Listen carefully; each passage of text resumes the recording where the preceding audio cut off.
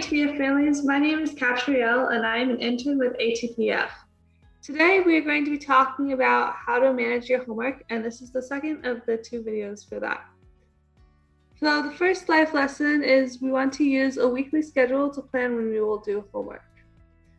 As you can see from this picture, the schedule has all the dates and times, and you just fill in what you're doing at the time for the whole week, and then you can look at it and know exactly what you have to do at the time you are at. And also you should write down all your homework for the week in one place.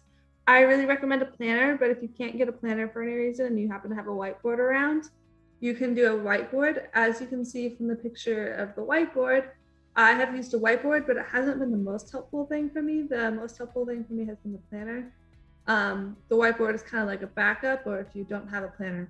You should put everything you do in the week on your schedule. This includes classes, appointments, hangouts, and calls with friends, waking up and going to sleep routines. Those are really important, especially if you struggle with getting places on time or getting to sleep on time or really doing anything on time, or you just don't know what you're doing in the morning or at night and you're just kind of like confused, which is something I've felt sometimes. Work schedule and anything else in your week should go on your schedule for the week.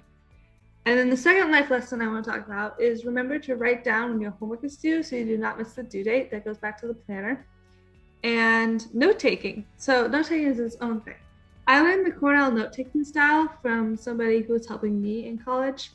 I learned it because I had really unorganized notes. I had one teacher who looked at my notes and was like, I can't even read your notes. That's how disorganized and on top of other words they are. That really told me that I needed to get help with note-taking skills. It helped me to organize my notes a lot better. And I'm going to show you how to use it. Course is what class you're in. So IC stands for internship class. This is not a good example of note-taking because I didn't take very many notes, but it was my notes from last class. And topic is class notes, or if it's homework, it could be homework, or if it's reading for class, it could be like the name of the author and the chapter and then or how many pages you're supposed to read. And then date is the date that you start it, not the date it's due, unlike papers. If you're going to write a paper, make sure to write the date it's due. And then key ideas. So I'll just keep it here. This is where you write the main idea. I'll give an example. So animals live on the land. I would usually do like a dash like that. And another dash like that. The dashes are up to you. You don't have to use them, but it helps sometimes. That would be animals. And like, so say I wanted to talk about flowers next, I'd just go a little bit below that and I'd say flowers over here. Pink. And then there's one more thing, which is at the bottom.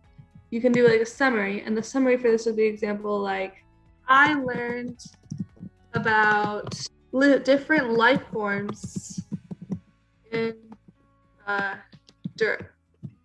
So yeah, this is really helpful for taking notes because you can just see everything. There's also a line version that you can use, but I prefer, especially because I use the computer to type out these, I prefer the not line version. So you can print them out and use like the line version or the not line version, depending on which one you prefer.